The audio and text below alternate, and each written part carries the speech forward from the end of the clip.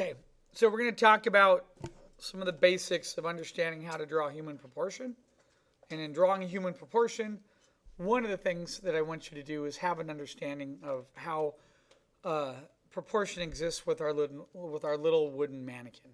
Okay, this is really a great tool because a lot of artists that start drawing, they get used to looking at the outline of the human figure and they draw the details, which would be like somebody's hair or maybe somebody's nose, maybe the length of the arm, and they're not really looking at the overall feel. Okay, so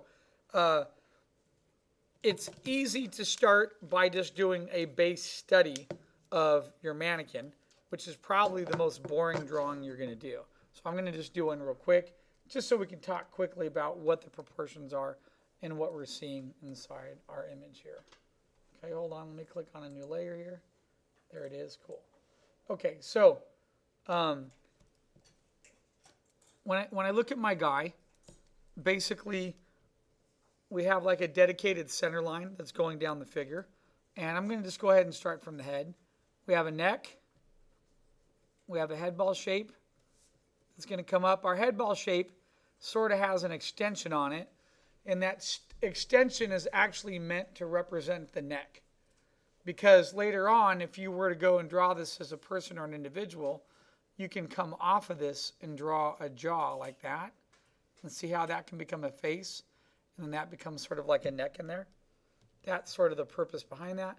But let's not worry about that right now. Let's just focus on the base details. Okay? So after we get that head ball shape in there, we have a torso to our mannequin, which is equivalent to about that. Now, depending on where your mannequin was made and where it came from, it might be a little bit longer, it might be a little bit shorter. Some of the mannequins have a compressed torso. I like these that have the little flat-chested like circle buffed into it or lightly cut into it like that, because that represents to me a line that as we wrap around the human figure like this, there's a flat item right there which represents the chest, which is the top of the rib cage, and then you have the pectoralis muscles sitting up on top of there, okay? The chest muscles, all right? So after this, let's go back, finish the proportions. We have a basic waist shape that exists right here. And then after that, we're going to come down in here. And we have a basic pelvic hip shape, okay? Usually on some of the mannequins, they'll have this little cut in, this little sanded area that exists like so, okay? And then after that, we come down here and we start to get, we have basically every time we have an insertion of the legs to part of the body, we have a circle that represents the socket, okay? So that circle represents part of that socket for the legs right there. And then if I come up here on the shoulder, I have the shoulder socket about right here and about right here, okay? So, and what's cool is you can even measure your own proportions. If I stand up right now, my arm, the base of my arm where it hits my elbow, comes down to about right under the rib cage. So on my little character guy right here, depending on your model, because sometimes they make them longer or shorter, my rib cage is going to flow down to about right here, and then I'm going to have another little bend. And that bend is another circle that is now going to represent the socket of the elbow. And then from here, and so if you stand up again, like this, and now if I see where my hand drops down, my hand is coming down right to here. So my hand is basically dropping down where my wrist is right at the base of my pelvic bone right here. See that? The pelvic bone is a V, comes down to right here. So that's a good judgment that if we were to look at part of our forearm and see where this goes, it's going to drop down to about here, let's say. Then we have another circle. And then from there, we have this basically cut off sphere shape that represents, it's almost like a wedge. So one way to think of this hand shape, I'm going to draw it up close so you have a better understanding, is this hand shape is actually, if you were to draw a large ellipse like this, and if you were to come in the middle, draw a line up, and cut that in the middle like that, and then bring a line down to there, oops, slip, and bring that down to there. This is basically what the hand shape is once I erase that other half. Does that make sense? It's a cut-off ellipse, and the reason why they do that is something I was covering in the character design class, but I'm going to mention it to you guys right now, is the hand, one of the secrets to the hand, after we draw this palm shape right here, is putting a triangle on it. And the triangle represents the extension from the base of the wrist to the end of the knuckle right here. So let me do this on another layer because I'm going to show you how efficiently it can be done and why you can add to this. So if I were to come over here right now, I'm just going to come over here, take a line. I'm going to go like this, and I'm going to come off of that. And I'm just going to put that triangle wedge shape. That represents like one of the first knuckles there. So then if I were to come out here to another knuckle, then it's the tip of the thumb. That's sort of how the base of the hand works. Do you see that? And the rest is that glove shape. Now, what's cool about that is it works going on the opposite way. That if I come over here and then I sketch up that shape and I draw that same wedge protruding out. Remember that wedge ends at the base of your knuckle, which is right here. This right here, and then you have another knuckle, and then you have the tip of the thumb. So if you draw a little circle from there, you come out to another knuckle to about right there, and then you have the tip of the thumb. And when you bring that in, later on, when we learn how to squash this and to sort of cut it up into wedge shapes, because what we basically have is a wedge shape of the hand that's right there. And then if we come over here and we split this up, we have another forward wedge shape that comes to the base of the fingers, the first knuckles almost to the end, and then we have another wedge shape like that that represents the hand. That's how the hand works in a blocky shape. That gets really confusing right now. You don't have to worry about that. Okay, you don't have to deal with any of that right now as a student. Your goal right now is just to draw this basic little shape here. And I have another demo that I'm doing on hands that's for my character design class. I just need to go back and clean it up. And then I'll put that back up on YouTube too. So for right now, it's you just understanding the basics and the movements of this particular hand. What I do like about this hand that's on the mannequin for beginners is the simple fact that if you draw that wrist and you think about how that hand might be bending and then wrapping up, and you get these little bends in here that represents part of the wrist, you can get a really good idea of how that hand is coming down and wrapping onto something, and then you can come over here, throw that stylized hand or finger in. You see how quick I did that? So that represents inside there again what I was just talking about. That is that triangle right there. Do you see it? Okay, so that becomes very, very useful for drawing the hands then in multiple positions. So you don't have to wig out if you're drawing something and you feel like your drawing isn't looking right. You just have to go back to the basic shape of that half ellipse. Okay? All right. Now, I was drawing my mannequin a little bit larger here so you could see it fully. I need to move him up because I'm about to run out of his leg room. So after about right here, his legs are going to come down. They're going to end about right here, and I'm going to have another socket which represents the kneecap, right? Okay, and then after that, now here's the part where I'm going to have to select him really quick. So I'm just going to grab him real fast, and I'm going to scale this down. And, oops, hold on, I have multiple layers here. Let me just merge, merge them all down. Oops. That's okay, just merge. There we go.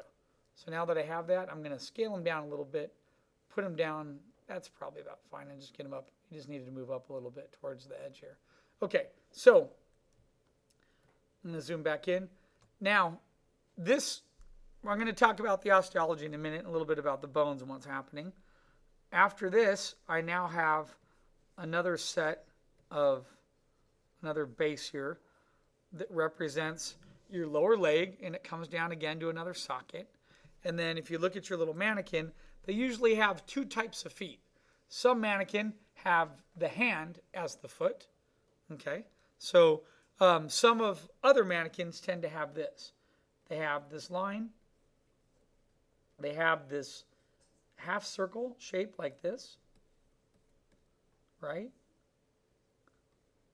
But then what they do is it sort of bends in a little bit backwards like that, and then comes in, and what they're trying to do is they're trying to represent the back heel of the foot.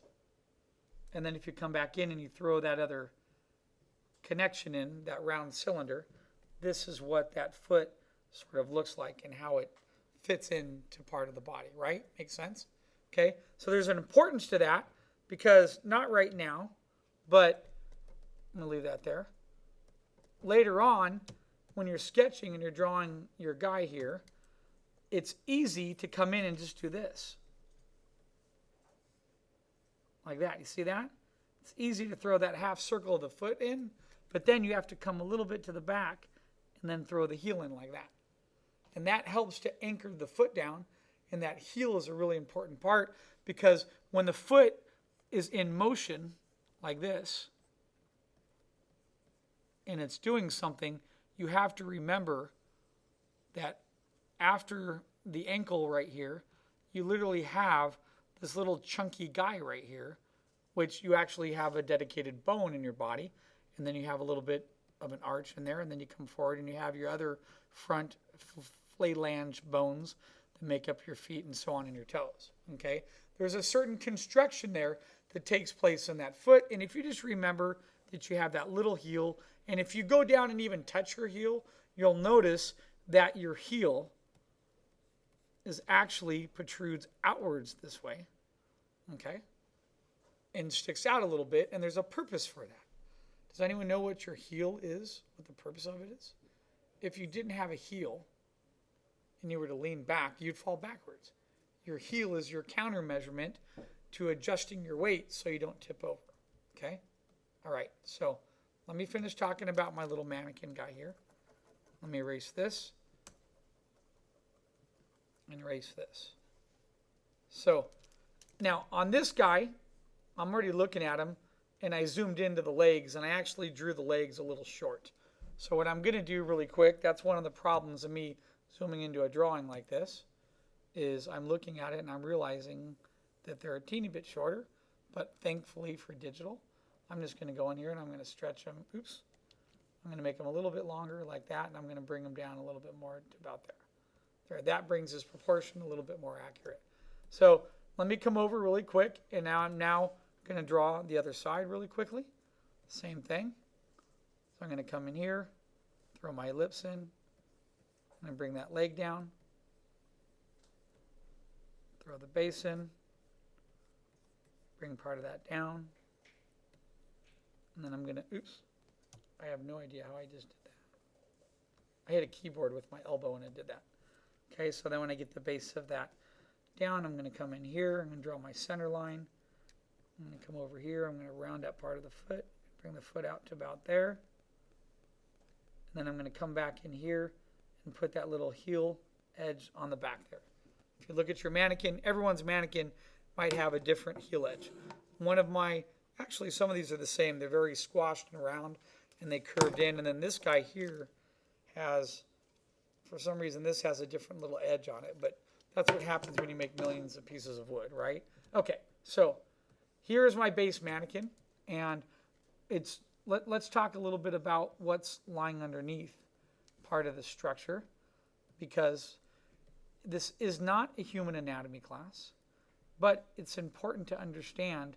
Some of you have never even, might not know anything about some of the bones and what the bones are doing and why they're acting a certain way, okay? So,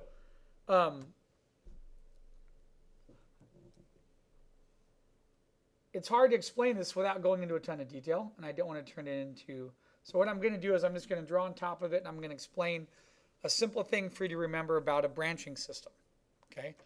So our body is built off of a branching system, which is the same way most things in nature are built. It's the same way that leaves exist. It's the same way that trees exist. It's the same principle of having a tree starting with one center, and then branches grow out from the tree, and then if you go down below, the tree does the same thing with a root structure.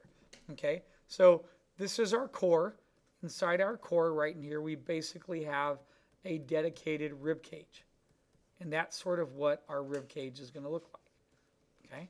So after having that rib cage, okay, we have one key bone that's up here.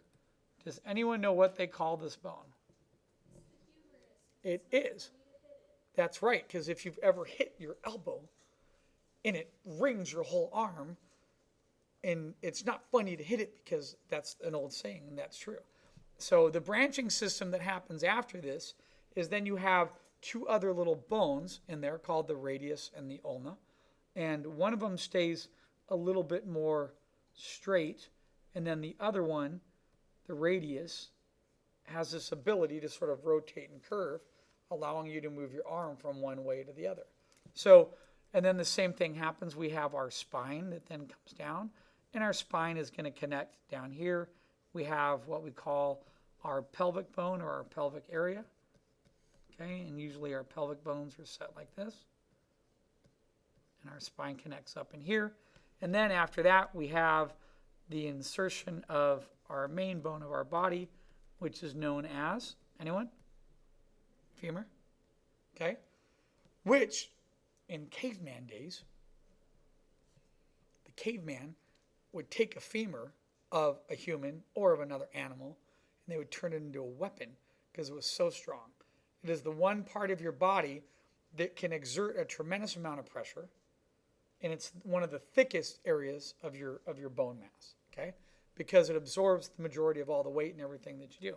After this, then we have our little patella, our kneecap. After that, we come down here, and then we drop off to a tibia and a fibia, which are two more bone structures, again. So the same thing that happens here. So when I've had students before that come into a class, and they go, I don't like drawing the wooden mannequin, it's stupid, and I don't like it, and they throw a little fit, and I come back and I go, the wooden mannequin, the osteology, which means the bone structure of the human body, it's correct in proportions. Do you see how the bones fit in there? Okay?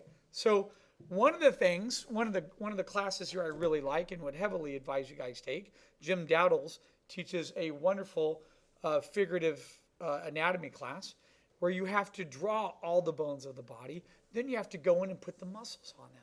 And you learn to understand where the deltoid muscles are and how there's 3 tiers of them and how they wrap onto the body. And then you understand how the triceps connect on the back. You understand how there's biceps there.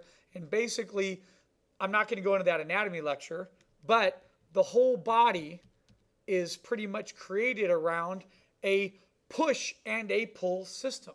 So if you have a muscle to pull your arm this way, which is my triceps right now, I have another muscle to pull it back this way.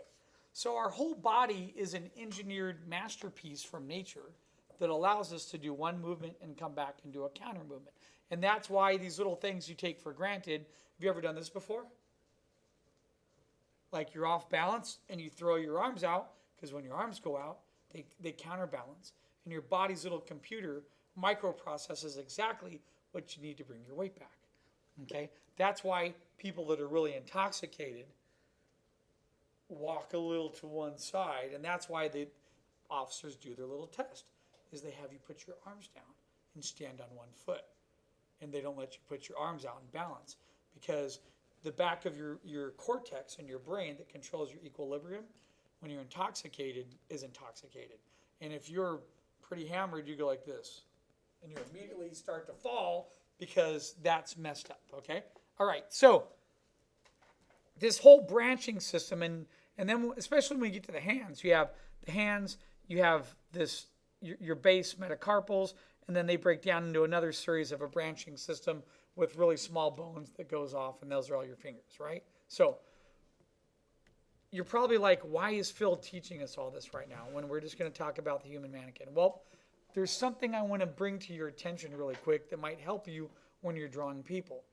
They are a series of bony landmarks on the human body, which are parts of the body that the bones protrude to the base of the skin, and you can see them through shirts, you can see them through clothing, and even in just normal gear. It's nice to know where those landmarks are. So let's go over some of those bony landmarks, really quick, and let's talk about them, okay? So a great exercise for you to do when you're first starting to sketch your mannequin is to sketch him like this and come over and just put some really simple trace lines like this with your ruler. Remember, this is step one of learning this guy, right? Now I get those trace lines in, what I'm going to do is I'm quickly going to come over here and holding your little mannequin, look at the body and the shapes and draw him now from a side view. So when I'm looking at the base of his side, here you're going to notice when I look at I have a couple of different mannequins on my desk here. You're going to notice that this chest actually comes out and then gets very flat like this. And then the back has a little bit of a hump to it like that. Does your mannequin have that? Anyone? Some of you might have it spun the opposite way. So my mannequin has a flat chest. Some of the new mannequins do this and they come up with this type of a chest. It doesn't matter as long as you know. That type of chest, like I'm looking at yours, it has that. That's representative of the chest sort of like sticking out, which can be male, female. It'd be like buff male or it'd be female. That's why they sort of do that, okay? All right, come back here. And if I start to sketch and figure out where the top of that head is and how that works, okay? And then this allows me to see the relationships to where the shoulders are going to be.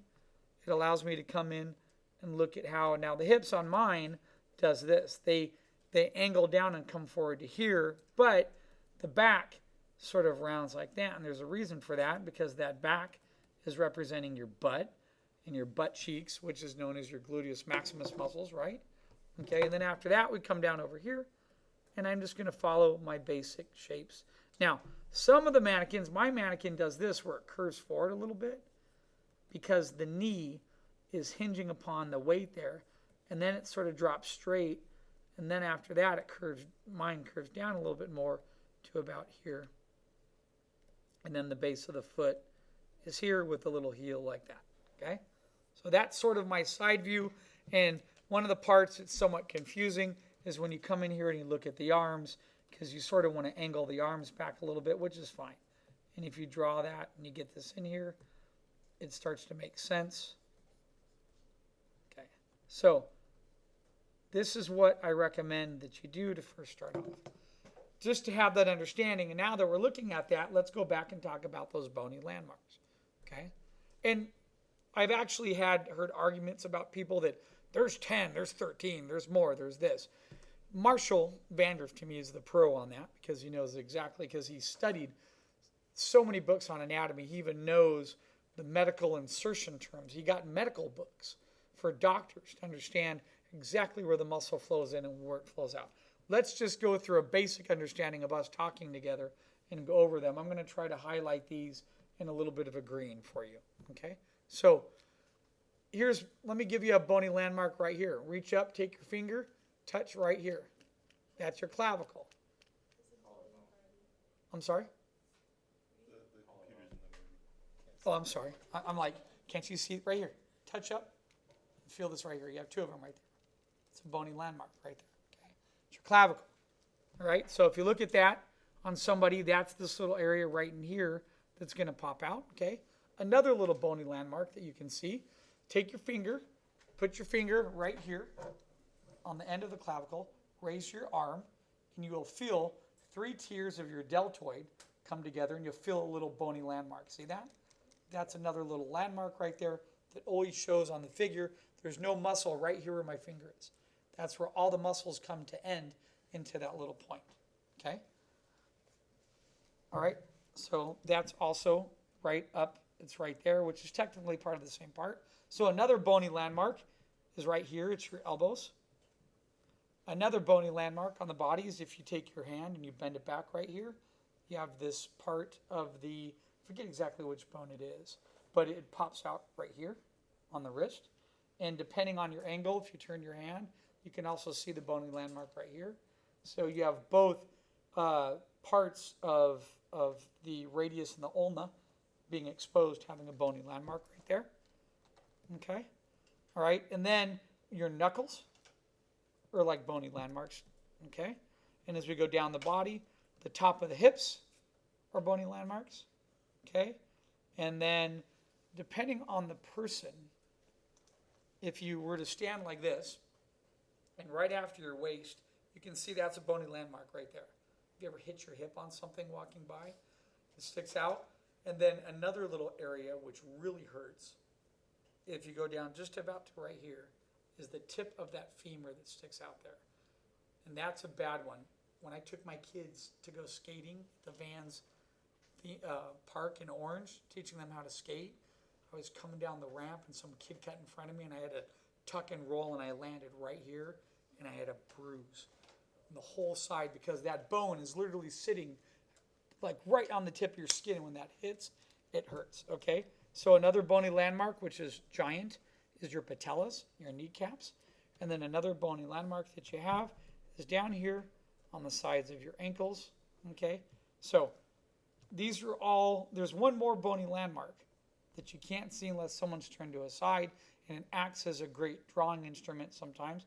If you take your finger and reach back here and follow the line in the back of your neck, it comes to a bone. That's called your 7th vertical vertebrae right there. Your 7th vertical vertebrae sticks up out of your skin. Feel it? It's right there.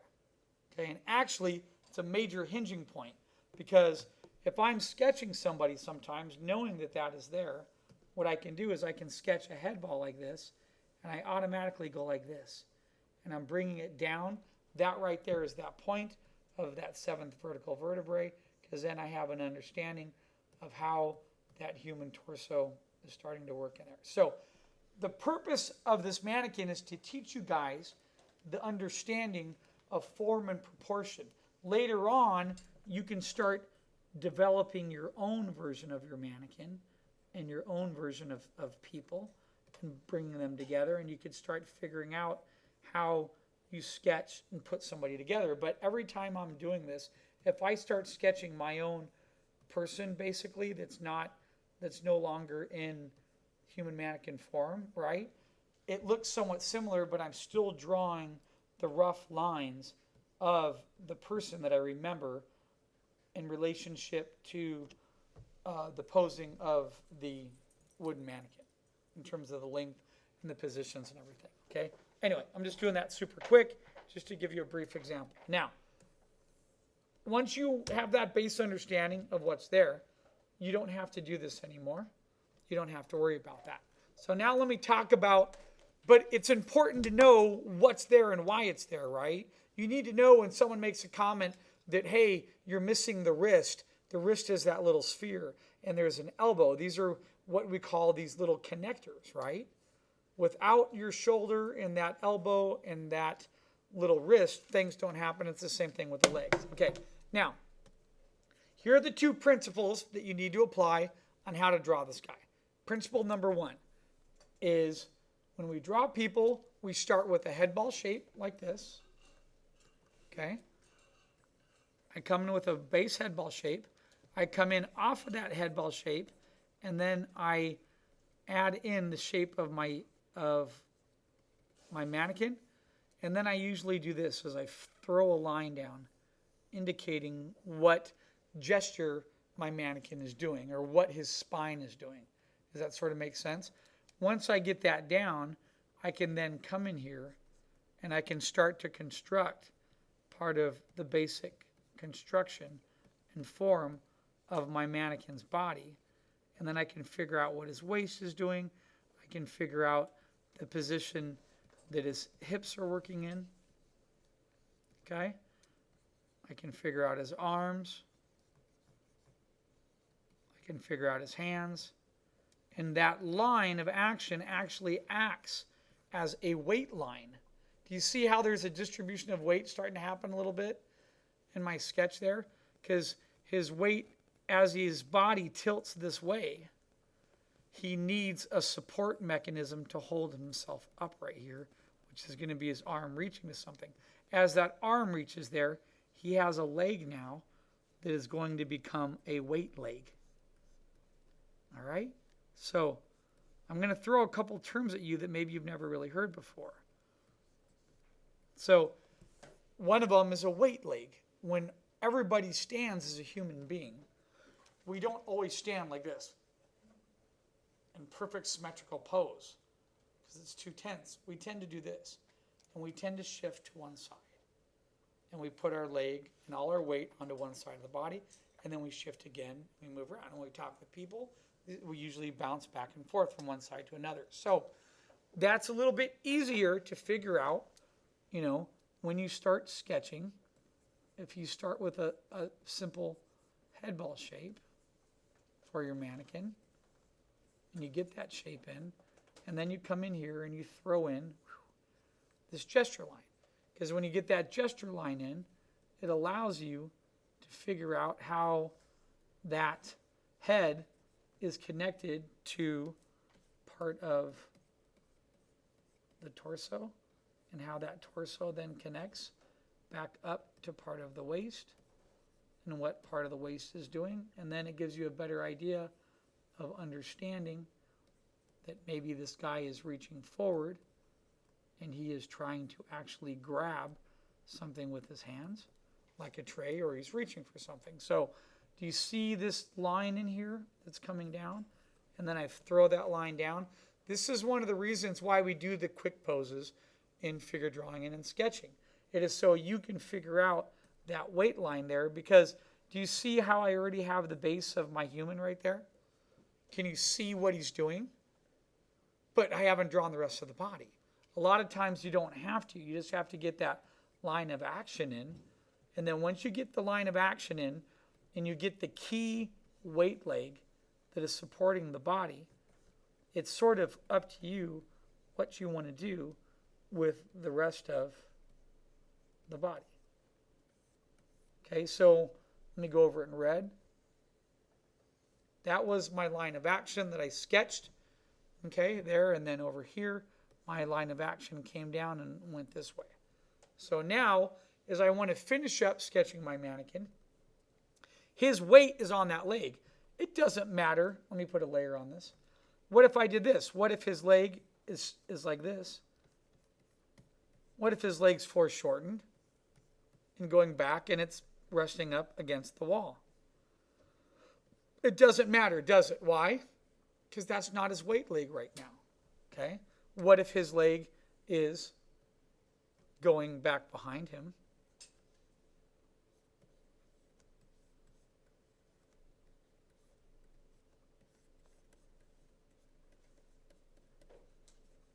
And it's coming out like that a little bit. Make sense? Maybe it's reaching far back behind him. It doesn't matter. Maybe his leg is coming out the other way. Maybe it's just straight and not doing anything. It's just sitting there sort of hanging. And then it comes out here. And it's like that. Right? Still matches the pose, right? Do you see what I do? Anything I want to do with this leg, it doesn't matter. Because the core body is there and the weight is there. So actually, what if I did this? What if he's standing and his leg's coming to like here and it's sort of foreshortened, and then his foot's up on a box?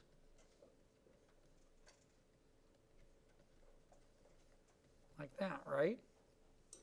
See? I can keep changing that leg any way I want. It doesn't matter. How come? Because there's always already a general feel of the weight of what's happening, the body supporting that weight.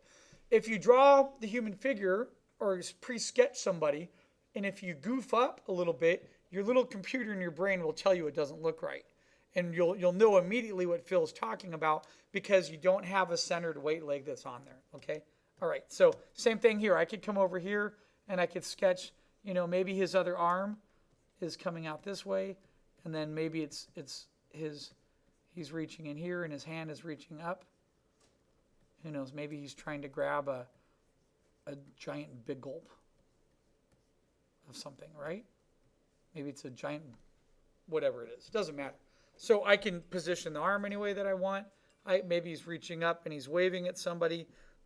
I have multiple options. So this option is always starting with this head ball shape. It's figuring out, bringing it down to sort of the neck, and then it's coming in and figuring out what the gesture line is doing. And by getting that gesture line in, it allows you then to come in and start blocking in some of the other shapes and figuring out what your figure is doing. Okay? All right, so that's number one. If you try this and you have a horrible time getting that gesture line in, here is another option for you to do.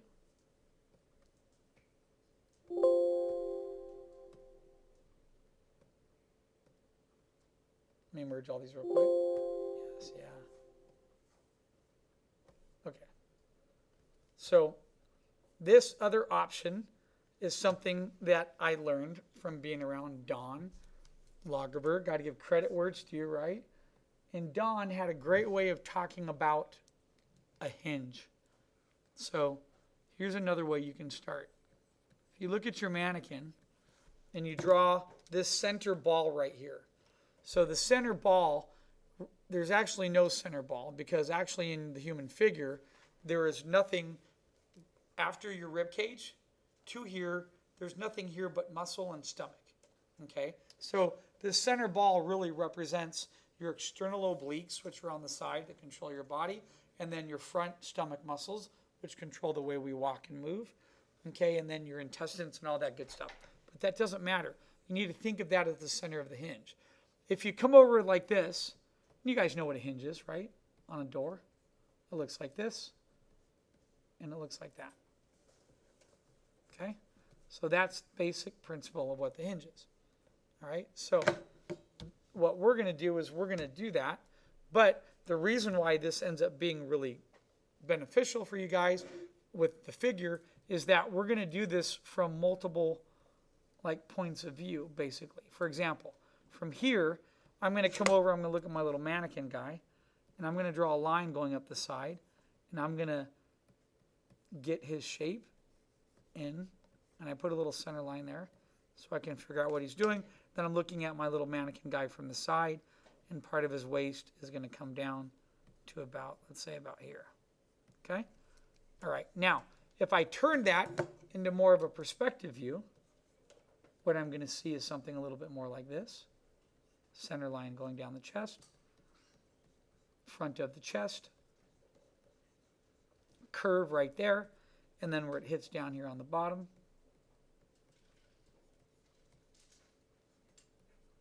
There, does that make sense? So this is side view, that's exact side. No perspective. I should take this out. That is meant to be a center line right there. But then if I go to draw it this way, now you can see that there is a front that wraps over that sphere and it comes that way like that. Okay? So, and then what's really cool about this method, starting with this hinge, is it allows you to get complex bends in the body very quickly.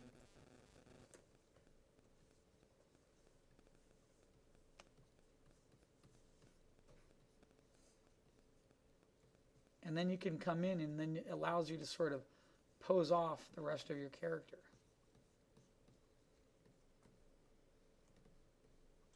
So do you see how quick I just did that? I started with that little core shape.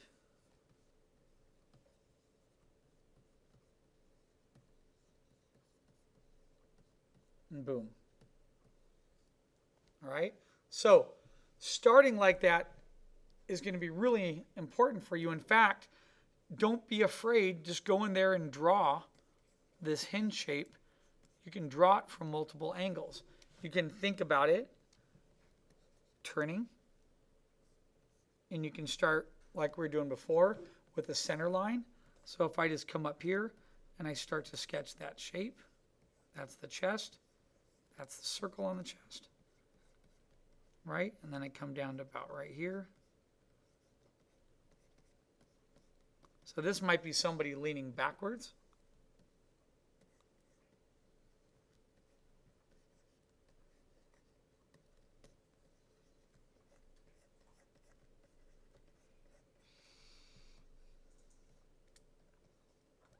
Actually, if I were to position the head, if they're looking, if they didn't want to fall, head's going to come forward a little bit. Or if I wanted to, if that wasn't a front view of somebody throwing their arms back, like trying to counterbalance themselves, like that, I can easily turn that into a back view of somebody. If somebody was here, that's the bend in their neck. That's the base of the skull coming up. That's the arm coming. That's the hand. And then if I draw through the shape right there, and then if I put the other arm in there, and maybe the other arm is reaching down for something on the table like that. Okay? So do you see how I could go front or reverse view? The hinge is a very, very beneficial way of thinking about how your figure works, because all you really have to do is come in and do that, and you have a starting point. And then you come in and then you add more to it.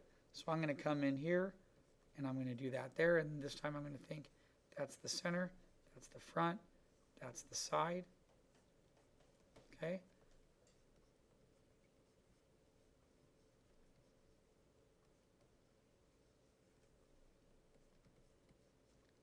And come back here.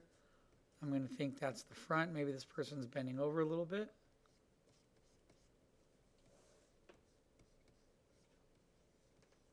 That's that hinge shape.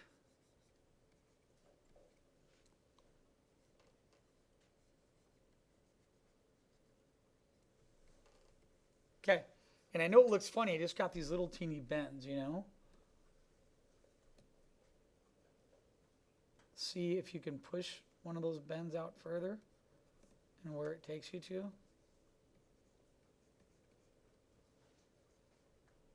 And then you just come in and you throw in the head.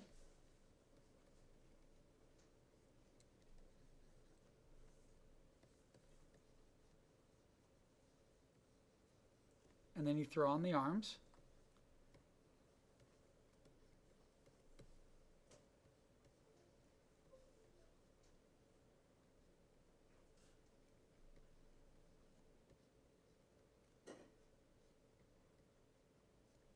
You see that? And you start to get the movement of a person. So if you start from the middle, it's just another easy way to simplify an approach to something that maybe, you wouldn't have thought of before.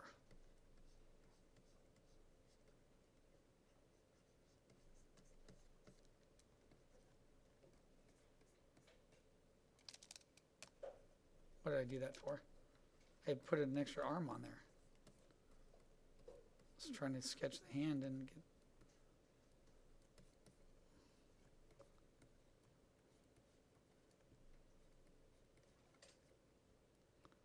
I know I did that because I'm on like 4 hours sleep from last night.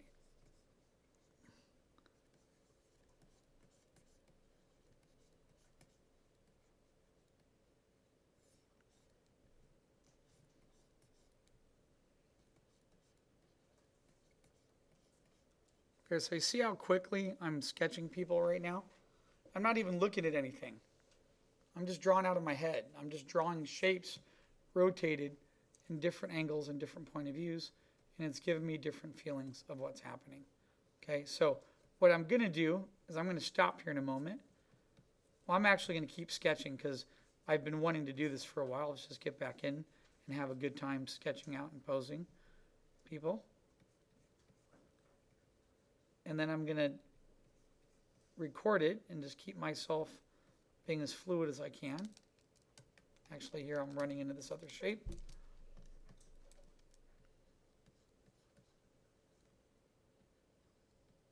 That's that back heel.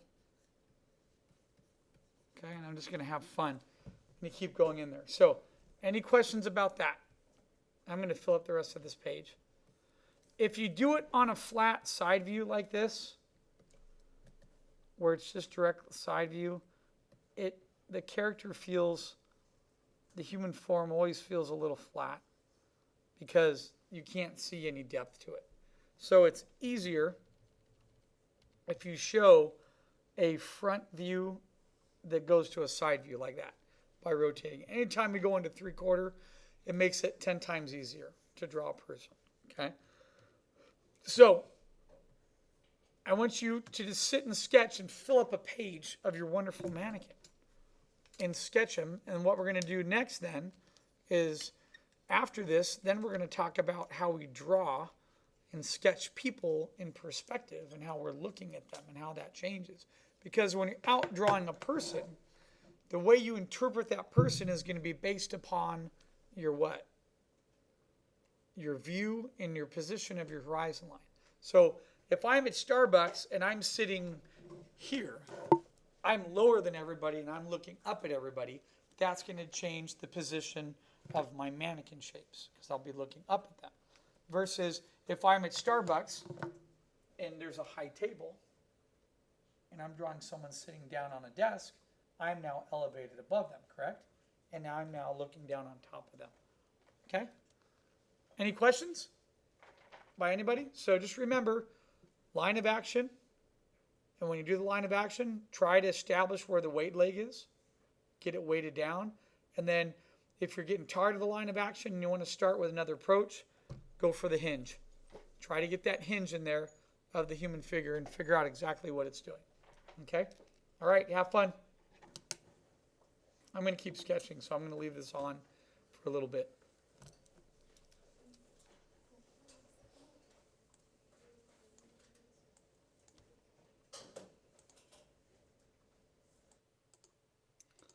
Oops. So I took a break for a couple minutes and I decided to come back. I wanted to really finish this page to go over it because sometimes as a teacher, one of the things that happens is you're going over information quickly and you're doing a demo at the same time. And it actually is a little bit harder to talk while you're drawing and sketching. And so let me go back and I want to address, and then I want to fill up this page here because that's one of the things that I'm really big about is a teacher, and I tell my students is fill your page, whether it's your sketchbook or whether it's an assignment in class. So what I'm going to do is I'm going to erase these little sketches that I did here, and then I'm going to go in and just sort of use this approach and sketch out a little bit more, some variations for you. Now, someone made a comment back on my YouTube not too long ago, and they said, hey, I was just drawing and sketching, and they said, Phil, why didn't you voice over this? And well, you guys, some of you don't realize this out there, but most artists that do videos and demos, they don't, when they're talking, doing that particular demo, they're not videoing over it. They're actually coming back later and doing a voiceover. So, and there's a reason for that because a couple of reasons. Number one, they speed up the video. And number two, when you're drawing and practicing, your people that are right brain tend to focus a little bit better on having all your thought applied to your art when you're drawing. It's just true. It's just you end up working a little bit better and it's just a little bit easier. So there are some times when I'm here in the classroom and I'm demoing and I have to take what I just did and take it home and voice over it, and I can do that. But what recently happened this term is Camtasia came out with like this new version, and then we have a different license on 8, then there's the version 9, and then version 9 stores somehow part of the information back somewhere else, and it's such a pain to figure out what is happening with Camtasia and where the files are. So anyway, I've been coming back into school on Sundays sometimes so I can just figure out how to get things working here. Anyway, so what I'm going to do is I started, just as a reminder, how I started in these poses. I started from the waist section. So let me finish what I was doing on these poses here because I want to get in here and sketch a little bit and see what I end up with here, and I'm going to talk. So I just thought I'd mention that really quickly, and I'm also having this weird issue where, see that, when I click my color picker, it doesn't show. So I'm back down, limited to only using this color picker right here, which doesn't quite match the same blue, and I have no idea what's going on because without that color picker, let me see if I can still see if I can match that color. Let's see if it'll work. Really frustrating. I don't know if you guys have noticed, but SketchBook Pro has been free, and the new version is has just been a total disaster. So those of you at Alias Wavefront, you should really know this and have a good understanding. I'm trying to foreshorten this other leg here and bringing it down. The reason why I'm doing this is I did start this drawing here from the hip, but you see he's leaning forward, and there has to be, if I were to draw a line from here and bring it down, that's going to be a weight support. So there has to be, this base has to come down into here pretty much. And then his other foot's going to be coming out and about there, if that makes sense. So it's like foreshortened going away from us. And then the kneecaps in here, and then the back of the calf's going to be like that. So the legs got to fit in there because of the way he's standing. Anyway, I'm sorry. What I was saying a minute ago is that I just want to fill this page of sketching this way. So I'm going to erase this method here. Yeah, so SketchBook Pro is just, I love this software. And I don't know what they did with this Sketchbook Enterprise. You see that? I went to use my eraser, and then it went to pen, then it goes back to eraser. So whatever you morons did over at Alias Wavefront by making the software free and accessible for students, it's really horrible. And I just got to say this, I've really been contemplating getting rid of using SketchBook Pro inside the classroom because it's not working anymore. It's not been a viable software. I mean, at this point, I go back to Alias Wavefront and I go, hey, what are you doing this for? Just go back and use the base software that everyone's been using. In fact, sell it. I would rather pay $80, $90, own the software and have it work the way it should be working. Okay, look at that. You see that? It just went crazy there, and I didn't even do anything.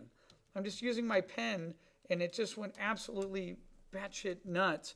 And it's just, make sure this is off. So it's a combination between Alias and then I think Windows 10.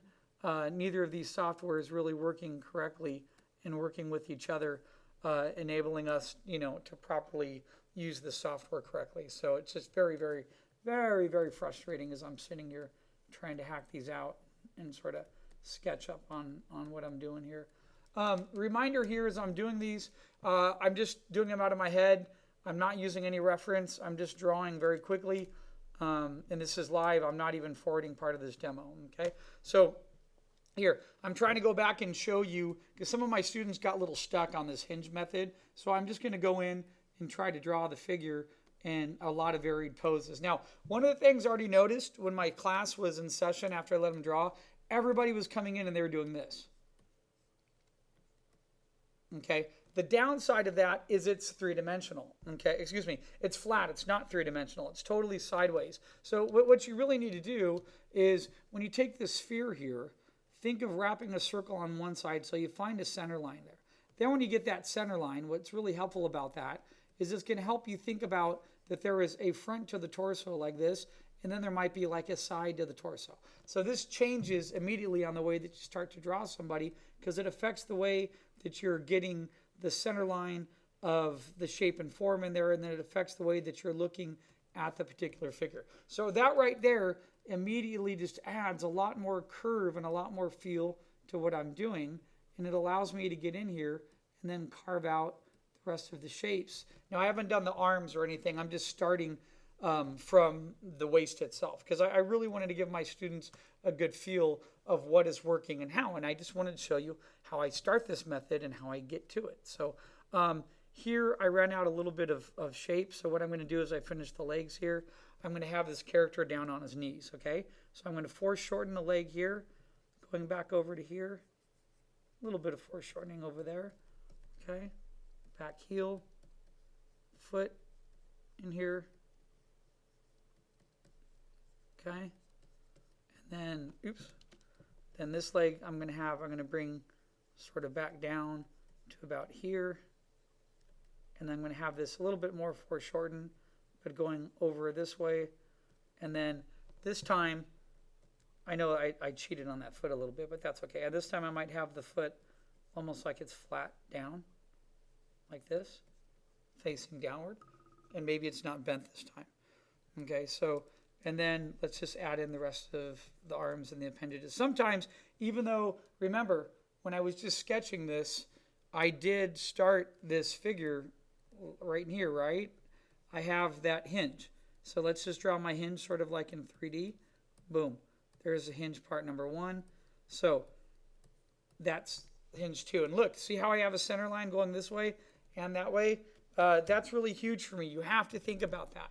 So that's really going to help you. And then after you get the, oh wow, how did I get that there? That was like color. Whoa, that's cool. There's my little color picker I've been looking for forever. Anyway, that I couldn't get earlier. Totally annoying, right? How I can't seem to find. Come on, Sketchbook, give me this color picker. Anyway, I don't want that one. Let me go back here and let me go back. Oops, sorry. Back to my brush. And I want to get back to this blue right here. Okay. All right. Sorry, my phone's ringing in the background. I'm going to turn it off real quick.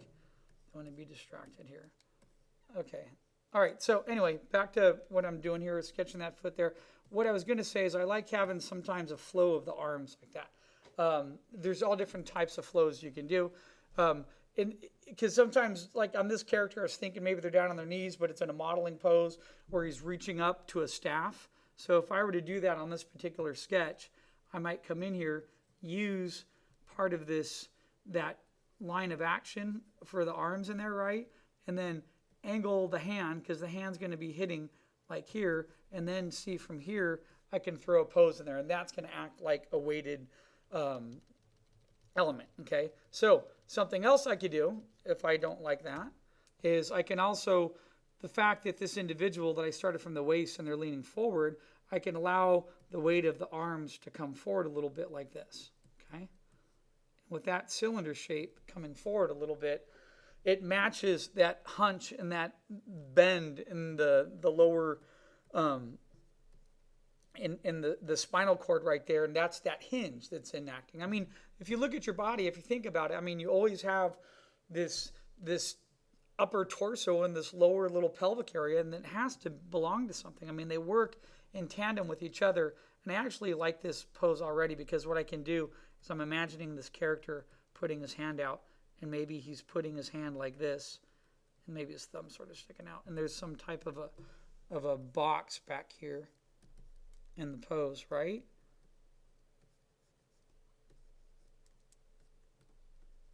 Let's say there's a couple boxes. So he's like reaching down, using that as his weight, and then maybe, I don't know, the arm, I could do two things. I could bring the arm back down to here, and I can bring it there like it's on his hip. And if I didn't want to do that, I can also maybe bring it out this way. Like maybe he's waving at somebody. He's like, hey, look, I'm in my model pose, right? So I'm going to do that. I'm going to sort of foreshorten from that shoulder, bring it down to here to that elbow, get that curve in right in there, and then get that cylinder, and that's going to be a little bit foreshortened shape coming in here, okay? And then I'm going to get that hand up in there. And I'm going to sort of put that round little mannequin. I might throw the thumb out there real quick. Uh-oh, I'm hitting a little bit of a tangency. So I'm going to bring it out. I'm going to cheat it, bring it out a little bit more like that. There. Sort of leave him in like that. So there's my guy sort of maybe in that pose, okay? So again, let me come up here. I never finished this guy. So we'd started with the hinge. I came over here, and I was thinking on this one, maybe his leg might come out a little bit more. His knee would be about there behind, and then maybe it's going to go a little bit off to the side, let's say like so.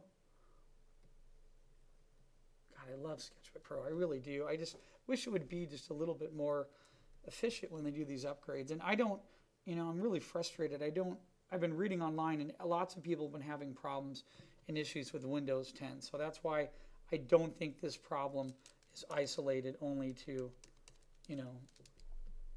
SketchBook Pro. I think it's also part of Windows 10. I noticed that distance was somewhat off, and it wasn't. What I did is I should have drawn this a little bit more correctly. That this first cylinder shape for the upper leg of that femur in there should be a lot longer. Then it should hit part of that kneecap. So what I did is I pulled down the hip a little bit too much in my bend when I was doing my hinge. So I'm aware of it now, and now I'm sort of changing it. Even when I did this, I was doing that so quick in class that I didn't really take the time to do it, to get it drawn out there so the foot even feels correctly there. That actually feels a lot better. It's important to get the feet right because the feet anchor down onto the subject matter. And if your feet don't feel like they're the same size, and that's why you notice sometimes I put that bold little line, underneath something, is it helps anchor part of that foot down, and it gives the character a visual weight. And for this here, I might just bring his arm coming back to about here.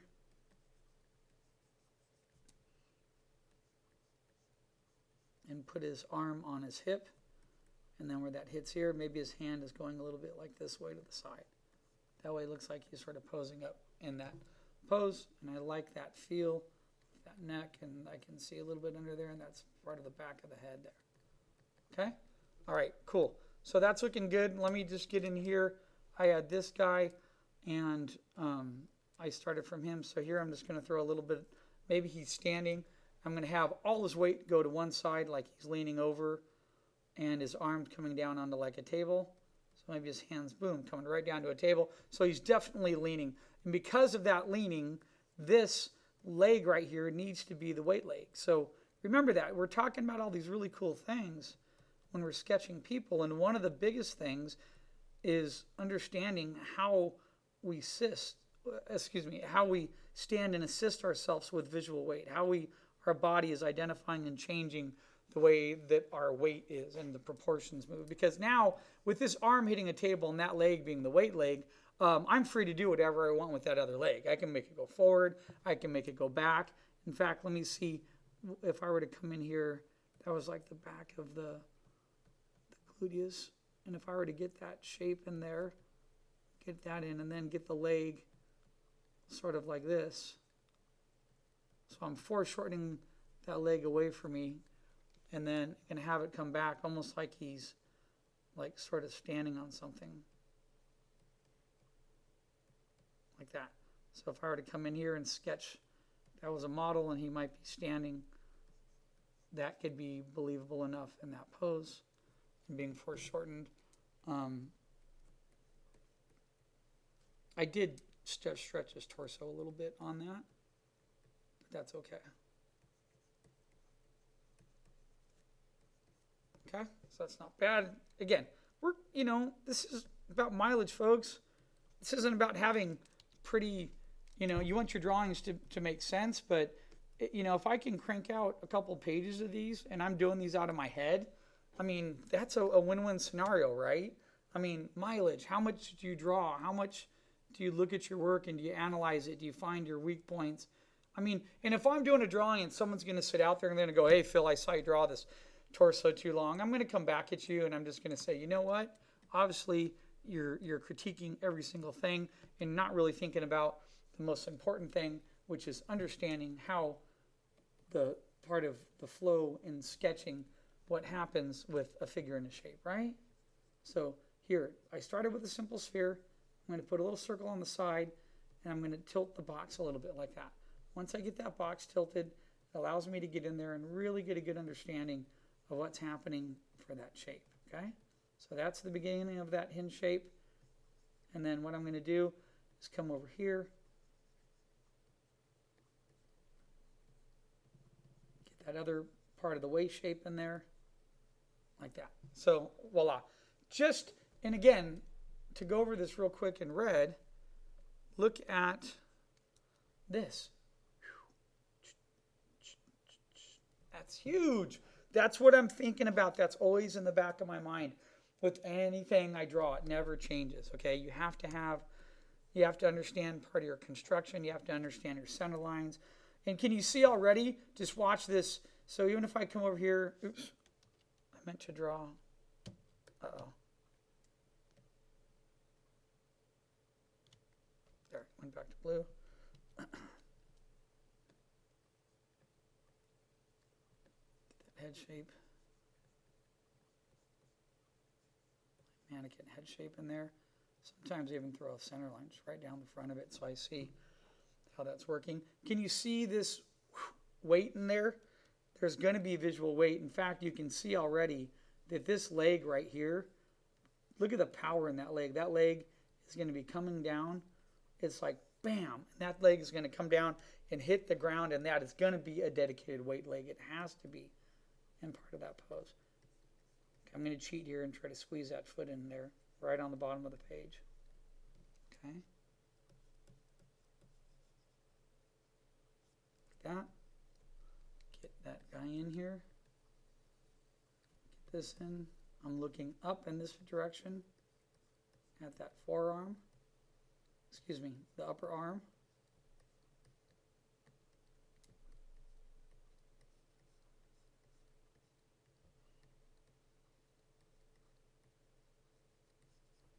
Okay, and I can do whatever I want with that leg. I can put it straight.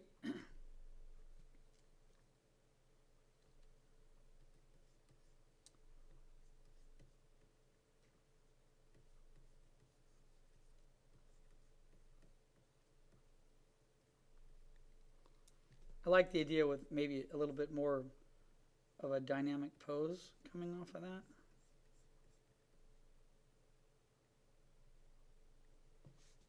Give me a second, I made a mistake there.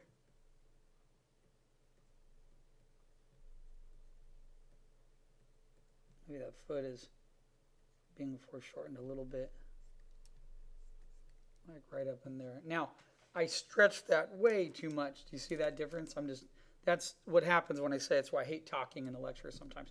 Look at that to that. Come on, Phil. You know better than that. Let's go. So this is, in fact, here, I'm going to fix it. I just overstretched it because I wasn't paying attention. So what I can do is I can go to my wonderful tool. I don't know if I can get it. It's going to take the lasso. And I just need to take that and I'm going to shrink it. Just about like that and put it in there. And that, and then I'm going to shrink it a little bit more that way. Because it's a little bit more foreshortened. And that's pretty cool for me. Trying to get it a little bit more ahead. And I was going to put a box down here is what I was thinking about doing. That it's waved. You know what? And now I looked at that and now I changed my mind.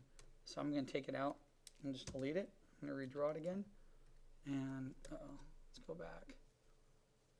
All right. Let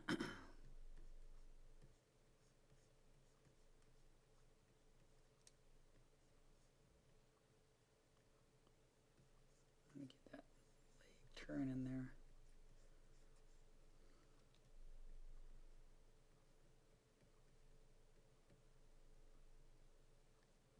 Like the weight shifting. Does that make sense? Really trying to make sure that gets in there and communicates that.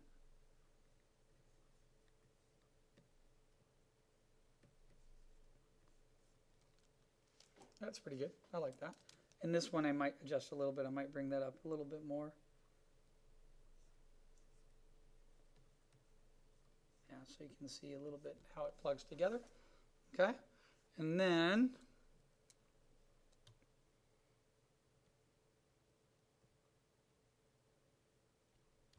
trying to get that color.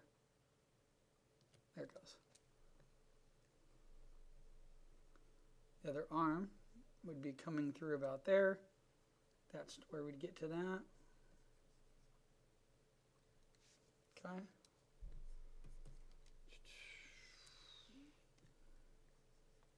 Stop. In the name of love. There we go. There's a hand in there. Okay. All right. All right.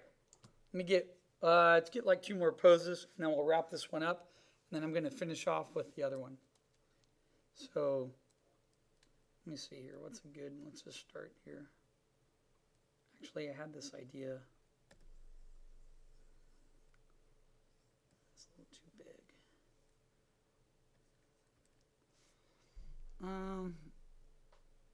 I don't know if that'll work. I had an idea where someone was like reaching forward, like put one arm and like on their knees, like they're tilting, almost like acting for forgiveness type of thing.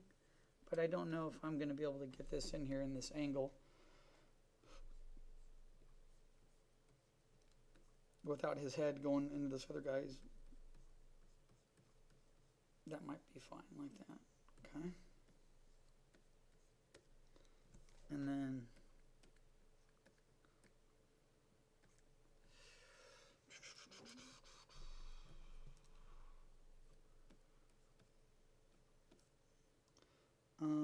hold on a minute. I'm thinking to myself, if I got that there and if I hinge that, that's my center line. But then I'm looking backwards underneath, so to speak. It's actually going to have a light curve like that. But then part of that, have that leg in there. So that's pretty much, let me get that hinge in there so you can see it. There to there, and it's that shape like that pretty much. Does that make sense? So then when I get that leg in here, now I can really just make sure I get that cylinder that's coming down. There, like that, okay? The pose is changing a little bit because I still got to fit him in there, but that's looking somewhat okay for me. I don't mind that too much there. So maybe that's there.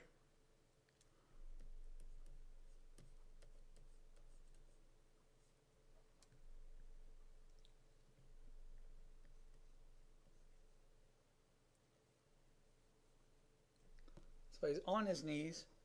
One knee's going that way. And got to get this going to be foreshortened a little bit, right? So you can see how I can curve that out, even though I'm thinking of that center line like that, but it's just a blocky shape, right? So I can just curve it out. Okay, maybe this leg's going a little bit more the opposite way.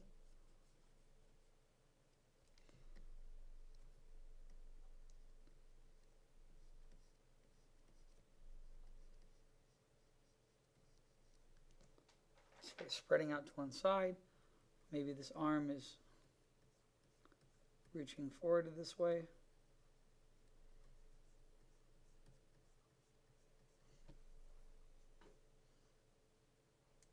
And what I was imagining was this other arm sort of coming up, just like, hey, please don't hit me with your cane.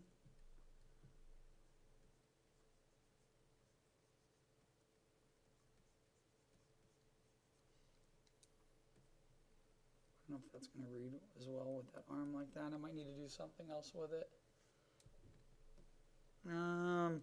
Let's take that out. I don't like that. I get picky. Okay, that's fine. Let me adjust that too. I'm going to bring that arm down a little bit more like this. About here. And then it's going to be landing right sort of in front of this character. It's going to be on the ground, so to speak, like that. It's going to be landing a little bit in front of the ground because of the pose. And then maybe this. Oops.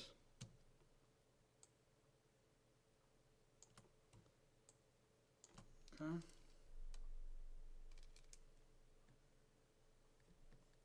That feels good. So remember, there's depth here happening. So the arm's coming in front of, like, between the legs. If you were to draw that T in there, you can see where it's supposed to be anchoring the ground, if that sort of makes sense. Okay, and I got that in there. What are we going to do with this other arm? Maybe he's posing, he's reaching out then. But I still want to foreshorten the heck out of it. Just, to me, it would make sense to be foreshortened from this angle that we're looking at our character.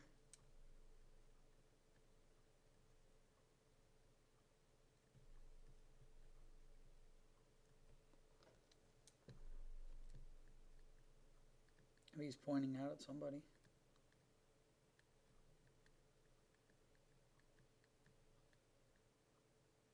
That one, maybe there. Let's leave that in there. Okay, here we go. That's cool. All right, and then let's get another. Oh, we got a little space here. We got to remember, fill your page, right? So let's get a little mini one here. Let's get a little tiny dude here doing something.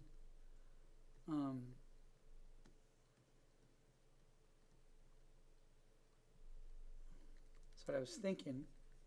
If I get this hinge in here.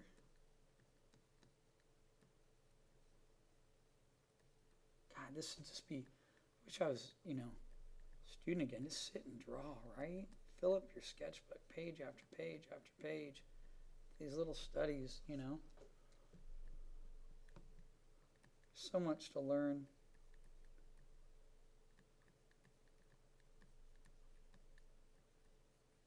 Just imagining the other, let me redo that though.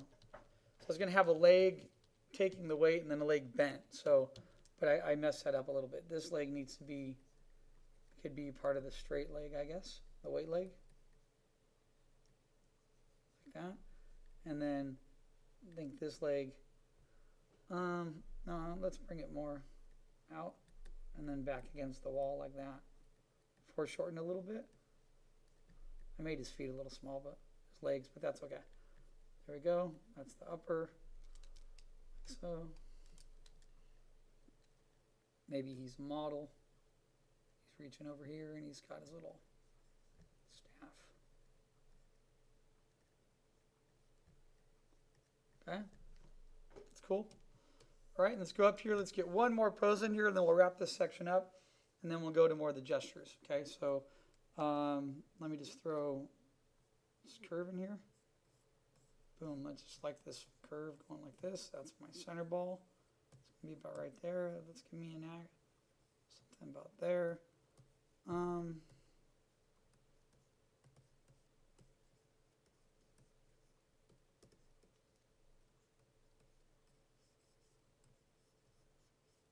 really battling that shape for some reason. I don't know why.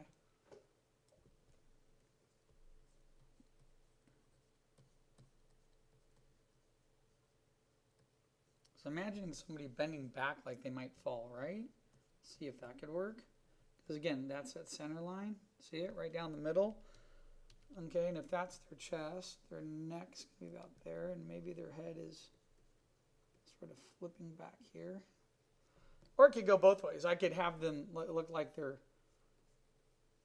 going to grab something and pick it up. That might be actually an easier pose. Because if I had them going back, I need to get the arms in there like they're, whoa, whoa, you know, like you're flipping up your arms in the air. Let's see if I can try that. If I could get that coming back here. Could I get, and part of it would be in the weight of the hands. You'd have to really get those fingers feel like they're coming out like this. Can you see that happening in there? It has to have that feeling like, whoa, and he's leaning back and he's about to whip out. Crash, right? He's lost his weight. He's had too much to drink. Okay? Or maybe he's looking up and he's like, the mothership is here. Okay? There. And then you see where that weight leg's going down. So I'm going to come in here and get that leg into about here. Let's get that in. Bring it down to about there.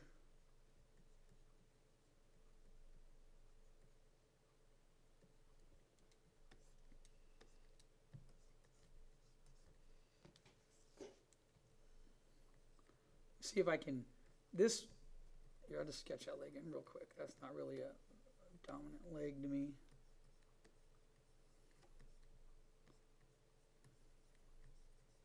And we're not going to see it. It falls behind this other character a little bit. In fact, I'm going to pronounce his arm a little bit more. So it looks like, okay. Now the other arm is pivotal. I want him to, maybe he's reaching up into the sky a little bit. You know, his arms are open. So I want to foreshorten that arm like this way and in this direction. So let me get that base, that cylinder in there. And it should be a little bit more turned like that. Hold on. Make that a little bit more rounder. There we go. Try to foreshorten that and get that. Then also trying to fit it on the edge of the paper. So there's my foreshortened arm in that direction, I guess. And let me erase this teeny bit. The arm would come in a little bit more. It's going to overlap a little bit there if it's that foreshortened. Okay.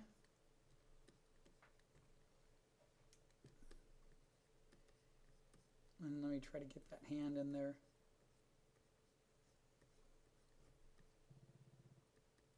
That would be the palm of the pad. There would be finger 1, 2, 3, 4, or whatever, sort of squeezed in there.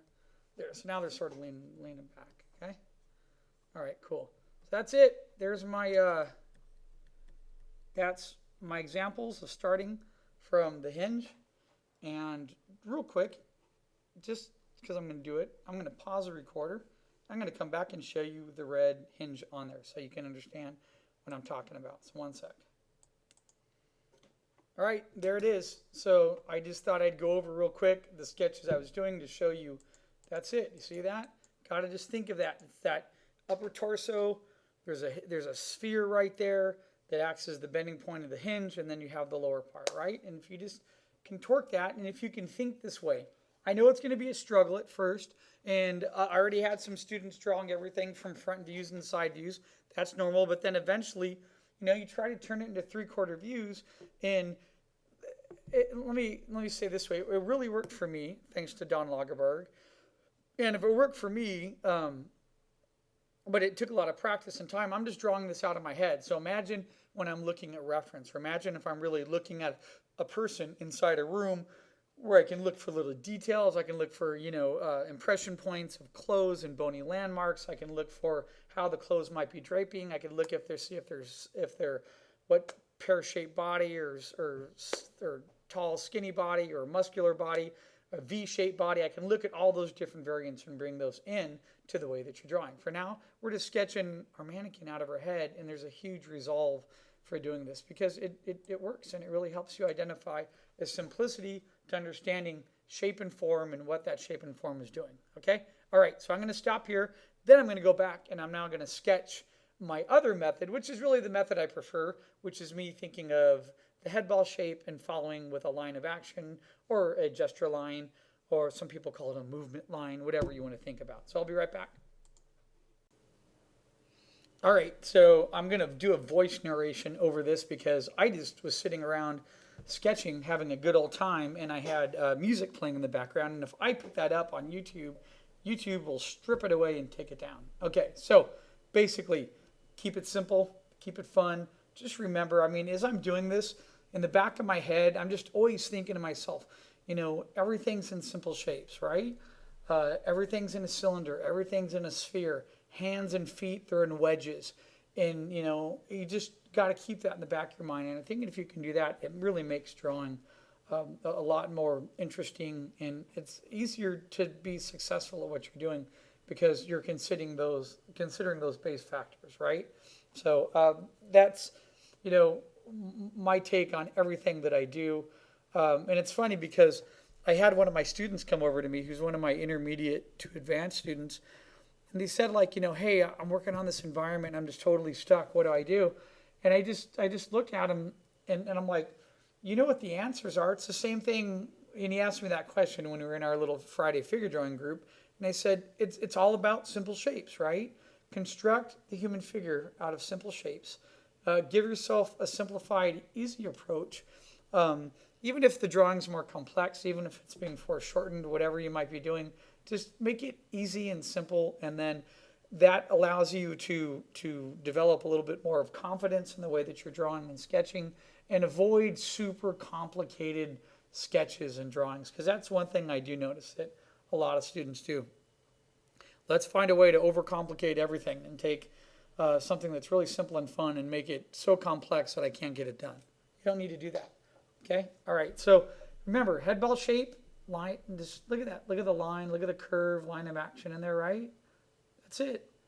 So just to reiterate over everything, head ball shape, okay, as I sketch this next one here, head ball shape, line of action, and part of that line of action, you should always be thinking about weight. What is the distribution leg or the weight, supportive weight leg of the body? There always is.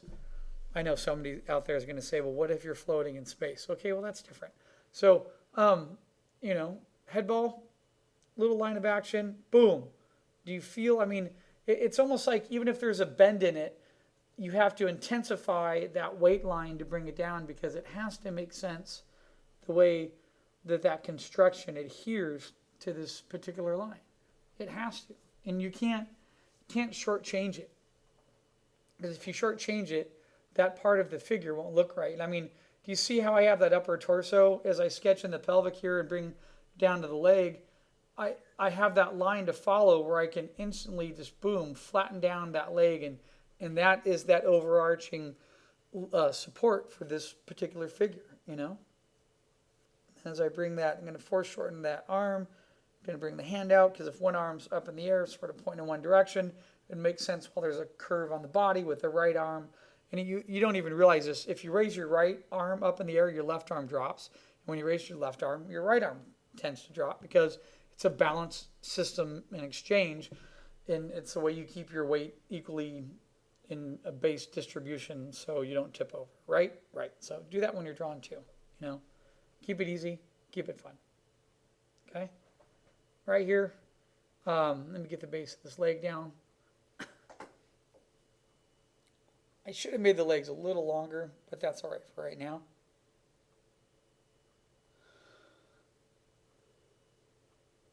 All right. All right. Let's get a couple more in here. Let's fill up the rest of the page. I tell my students this all the time is one of your goals should be not to have white in your page. I mean, fill it up, your sketchbook. And so what if there's another drawing touching into another drawing? The drawing police are not going to come get you. Just, you know, sit there and, you know, and fill your pages up. Try to avoid, I have this term in design, it's called dead corners, which are like a lot of people avoid the corners of every page, whether it's sketchbook or in a drawing or a design. And it looks like a dead corner. There's nothing there. So just take all the positive and negative space that you can and fill it up with something. Make it look interesting. Okay? So trying to just think of someone sitting down. Maybe one leg is still a weight leg because the upper arm and the torso is resting on it, and then the lower segment of the body, the other leg would be like the relaxed leg. So that leg might be going straight and just sort of going along the base. And maybe this individual is just sort of, I love to move arms. I love to move arms up and move them around. I mean, that's one of our functions that we do as people, is we're always throwing gestures around and moving up, waving to people, pointing at something. It just gives a little bit more life to part of the figure and what you're sketching, and it makes it look more interesting. It's definitely more visually appealing.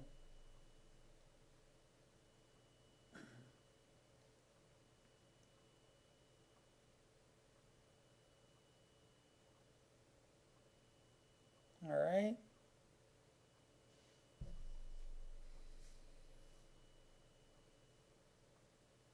Get that, just show you where the center line was so you can see a little bit more defined.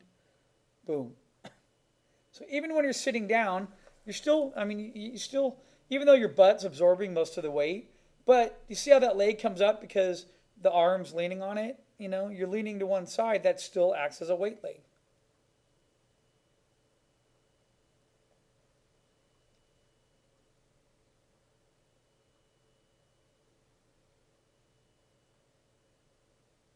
Right, same thing here.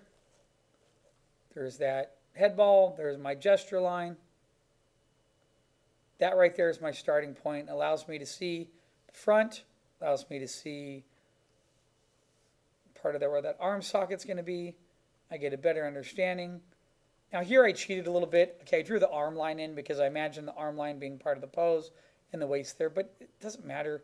It gave me the same feeling of connecting the arm to the body and bringing the leg down and having the character.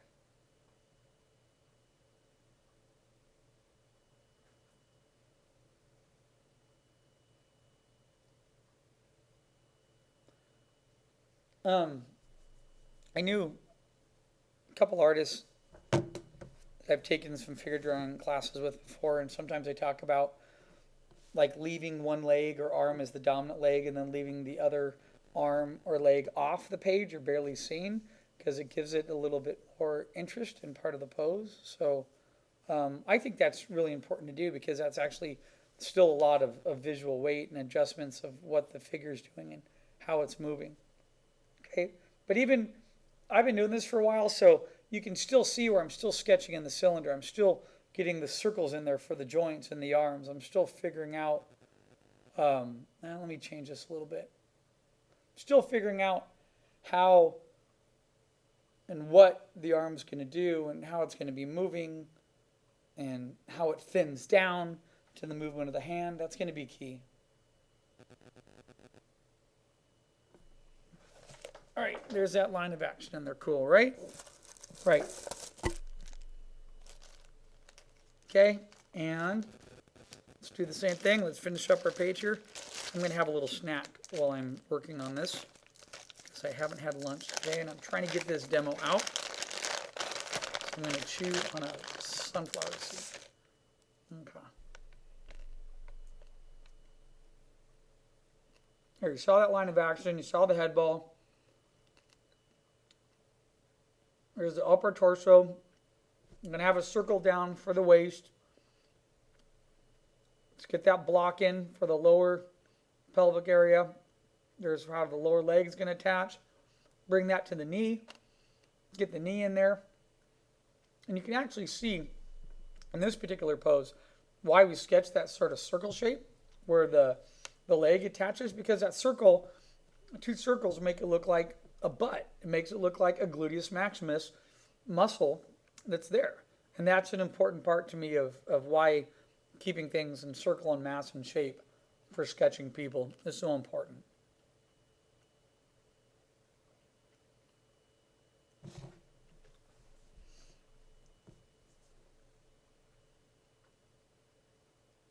All right. Sorry guys, I'm starving, so I'm going to snack a little bit while I finish this up. Gotta eat.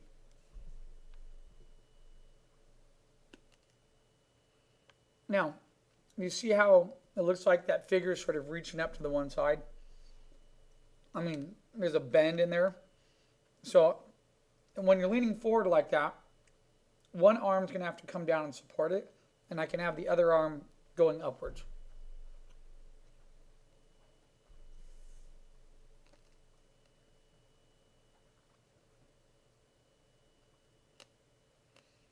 Oh, I decided to put it on the waist there, but you see what I mean? I sort of brought it off to the side. It's a non-weight arm. That arm's not really supporting anything. It's just resting. The arm on the right is the one holding the figure up as the figure is going forward. You know who taught me a lot about understanding weight and adjustment of the figure was my wrestling coach when I was in high school. A huge part of wrestling, of collegiate wrestling, is taking your opponent down. And in order to do that, you have to understand how to throw off your opponent's gravity.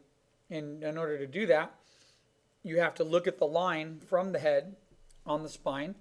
And you have to think about, one of the things we would do is you'd like tap your opponent on the head and move them to one side, and then you go to the opposite side because they wouldn't see you going, and then you can attack at the legs.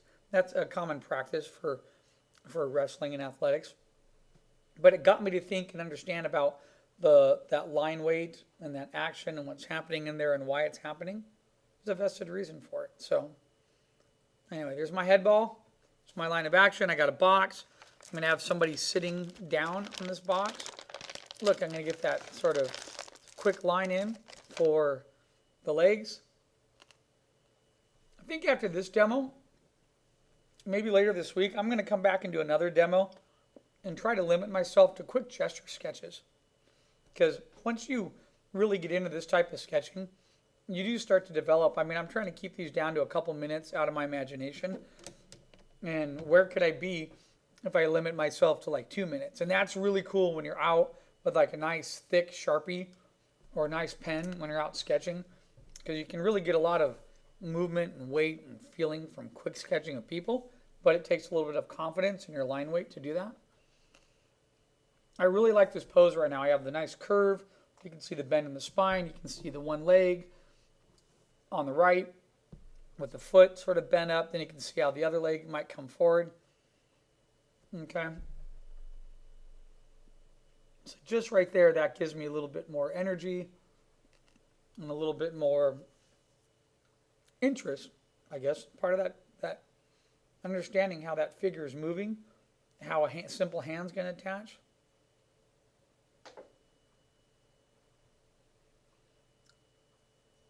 Maybe it's modeled. They got put a little stick in there.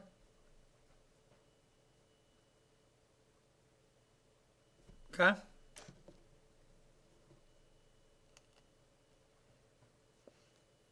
You can erase that little line in there.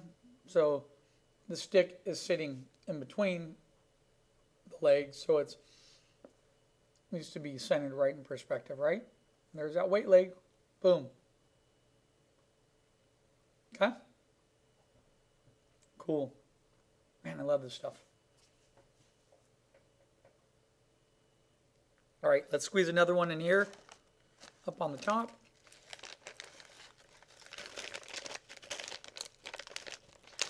While I'm sketching this, let's talk about the importance of eating proper protein for your brain. When you are drawing or designing or engaging in any artistic activity, if you were hungry and do not have protein to eat, protein can be nuts. That's why I like sunflower seeds. That's why I like sometimes just like a nut mix. Low in salt, of course, because salt retains water, right? And water's not good for your blood system. So having just something to snack on sometimes makes it so much easier to just give your brain a little bit of energy that it needs to function. And we need the proteins. I got a huge curve in the spine here. Let me see if I can pull this off. It's almost too much. And the leg wouldn't quite do that. I'm just put a huge curve on it. But if I put this other leg forward, it'll look like you're sort of, this person is, boom, like stepping forward, like really moving in a pose. A little bit more weight.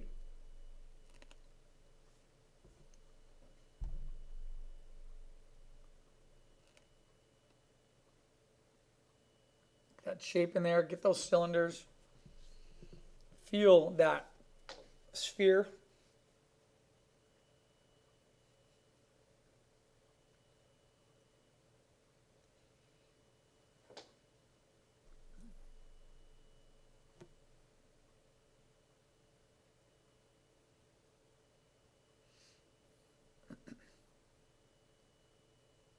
Get the other arm in, get the elbow, bring it to the hand, a little more short in there, then we'll just get the hand in. I like when hands also tend to be open a lot when people are talking, and when they do that, they act as great tools for gestures. They really do. They add so much to a drawing. Okay? All right. I'm almost wrapped up here. I'm thinking what I'm going to do is come back here, and I'm going to put some blue under this, and I'm going to show you what my page looks like, and then I'm going to wrap it up, and I'm going to render this. So I think I'm going to stop. Almost there. Let me show you. Let me just pause real quick. I'll come back and show you what the final looks like. Okay? I'm going to get my red line in there. I want you to see that action line. There it is. Okay?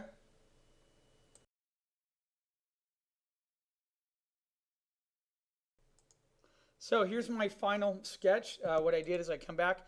I just put a little bit of blue underneath it because it just allows you to see a little bit more of the form, the gesture. Oh, and I forgot this guy's arm right here. So I just put that in there. But look, I mean, that's, again, quick sketching out of your head, just having fun with a gesture line. To me, that is half the battle right there. And if you can do that, it really makes drawing a lot of fun. And you're understanding movement of the body, and you're also thinking about shape and form, and you're avoiding drawing stiff people standing doing one thing. Okay? So anyway, get out there, have fun, keep on drawing. Talk to you guys later. Bye-bye.